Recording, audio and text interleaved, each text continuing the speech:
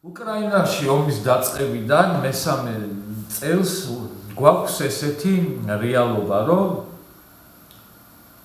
ერთ მხარეს პუტინი და მეორე მხარეს შტატების პრეზიდენტი ტრამპი ერთმანეთში მოლაპარაკებებს აწარმოებენ. ყველანაირი შორცების, მაკრონების, ზელენსკების და ვიღაც ბორელების და ვიღაცების გარეშე. ერთ მხარეს ტრამპი და მეორე მხარეს პუტინი წვიტავენ უკრაინის ბედს, ისე რომ არ ზელენსკის და არც უკრაინის ხალხს და არც უკრაინის ხელისუფლებას არავინ არაფერს არ ეკითხება. აი ეს დამართეს უკრაინას. უკრაინის ბედი გადაწყვეტილია, ოღონდ უკრაინის ბედი გადაწყდა უკრაინის გარეშე, უკრაინელი ხალხის ინტერესების გარეშე. მილიონობით ადამიანი შეეწირა აი ამ რაღაცა სიგიჟეს, რასაც ტაშს უკრავდნენ, რა ვიცი, მთელი მსოფლიოში, მთელი დასავლეთი, რავი, ბაიდენიდან დაწყებული და აქ ვიღაცა გვარამიათი და დამთავრებული, ყველა ტაშს უკრავდნენ და ყველა იმას ამტკიცებდნენ, რომ თურმე რუსეთი განადგურდება, თურმე უკრაინა ამს მოიგებს და თურმე აი უკრაინას ევროპელი და დასავლელი მეგობრები არ მიატოვებენ, იქ ჩადიოდნენ დახმარებას, თანადგომას, გაძლიერებას პირდებოდნენ და ბრიტანელებმა უარი ათქმევინეს სამშვიდობო ხელშეკრულებაზე, ზელენსკის გადაახევინეს სამშვიდობო დოკუმენტი და ბოლო უკრაინელამდე ომი აიძულეს. და დღეს სად არიან ყველა ეს ადამიანები, ეს ქვეყნები, ეს ლიდერები, რატო არ გამოხატავენ აღშფოთებას იმაზე, მაგალითად, რომ ტრამპი გამოდის და პირდაპირ იძახის ღიად და საჯაროდ აცხადებს, რომ შტატებს აი ეს ზელენსკის რაღაცა ავანტიურა დაუჯდა ძალიან ძვირი და ბევრი მილიარდი დაიხარჯა ამერიკელი ამომრჩევლების ფული და რომ ამერიკამ ეს ფული უკან უნდა დაიბრუნოს. ეს იმას ნიშნავს, რომ აი უკრაინა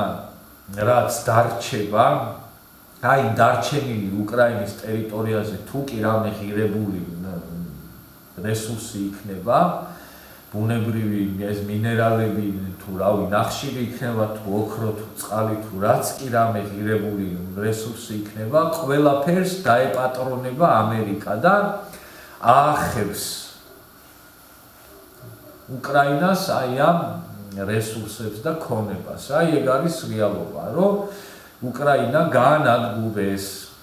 ერთი მხრივ რუსეთი ჭამს და იპყრობს და ანგრევს და ანადგურებს და აი ამ რუსეთის შეჭმულიდან რაც დარჩება და გადარჩება, იმას მერე შტატები შეჭამს, ოღონდ არა ომით და ბომბებით და ხოცვაჟლეთით, არამედ უბრალოდ აი უკრაინელების ქონებას წაიღებენ თვითონ შტატებში და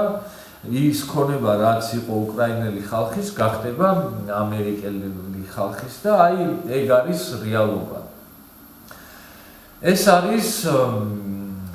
აკია ბარბაქაძეების, კიკო ელისაშვილების, ვიღაცა სირიკო ტაბლიაშვილების და აი მაგდონის ექსპერტების და პოლიტიკოსების გაფარჩაკების ფაქტი. იმ თვალსაზრისით, რომ აი ვინც ჩამოთვალე ეს ადამიანები და კიდე მაგათი მხარდამჭერები საათობით იჯდნენ ეთერებში და ამტკიცებდნენ, რომ უკრაინა ამობს აუცილებლად მოიგებდა და რომ რუსეთი განადგურებული დარჩებოდა ამ ომის შემდეგ და ეკონომიკა არ ექნებოდა, დაიშლებოდა, დაინგრებოდა, მოისპოვოდა და მოკლედ. აი ამ რაღაც ზღაპრებს ყვებოდნენ და არწმუნებდნენ ადამიანებს, რომ თურმე ის დრო არის, რომ ჩვენც უნდა გავაქტიურდეთ და გავისეიროთ აფხაზეთში, გავისეიროთ ცხინვალში და ყველაფერს აკეთებდნენ და ჩალიჩობდნენ იმას, რომ საზოგადოება შეეყვანა ჩეცდომაში და მე და ჩემნაირ ადამიანებს, ვინც ვიძახდით, რომ უკრაინას 1% არ ექნებოდა ამ ომიდან გამარჯვებული, რომ გამოსულიყო ამისა, აი ჩემნაირ ადამიანებს გვეძახდნენ რაღაცა პუტინის გამოგზავნილებს, იქ რუსული პროპაგანდის მსხვერპლებს და რაღაცა სისულელებს და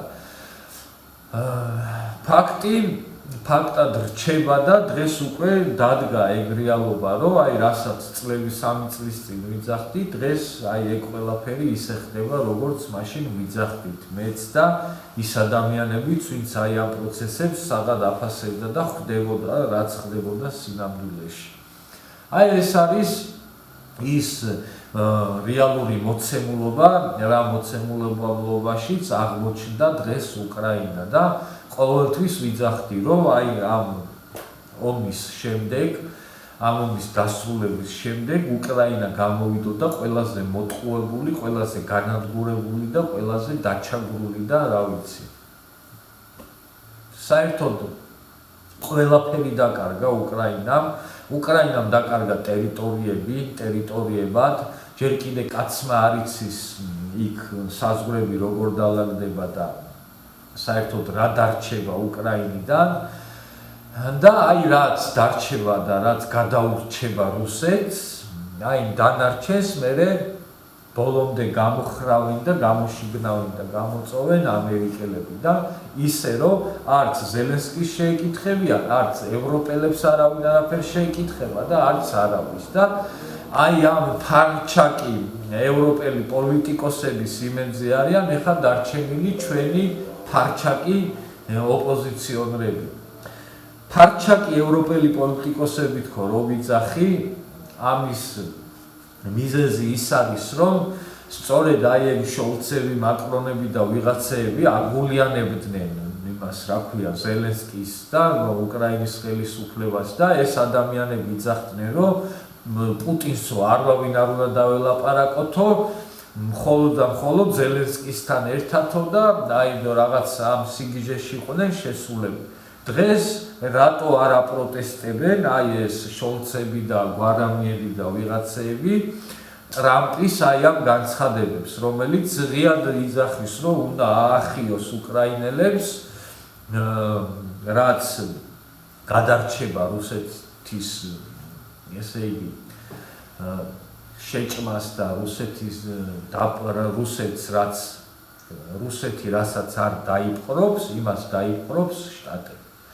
აი ეს დამართეს უკრაინას და ეს უკრაინის მაგალითი არის 21 საუკუნის ნომერ 1 აი დაგოიმების, მოტყუების და გადაგდების მაგალითი. და აი რა დღეს უკრაინაა უკვე ჩავარდნილი. მაგ დღისთვის იმეტებდნენ საქართველოსაც ეს ნაბოზრები და იმიტომ იყო რომ ამტკიცებდნენ იმ რაღაცა სისულელეებს, რომ თურმე რუსეთი უკვე წააგო და თურმე უკრაინას მარტო არავინ არ დატოვებს და თურმე უკრაინა გამარჯვებული გამოვიდოდა ამ ომიდან. აი ეგეთი გამარჯვებული გამოვიდა უკრაინა ამ ომიდან, როგორი გამარჯვებულიც არის დღეს. ეს არის მწარე რეალობა და ის ფაქტი, რომელიც რჩება ფაქტად და არა ვიღაცის აღქმებად.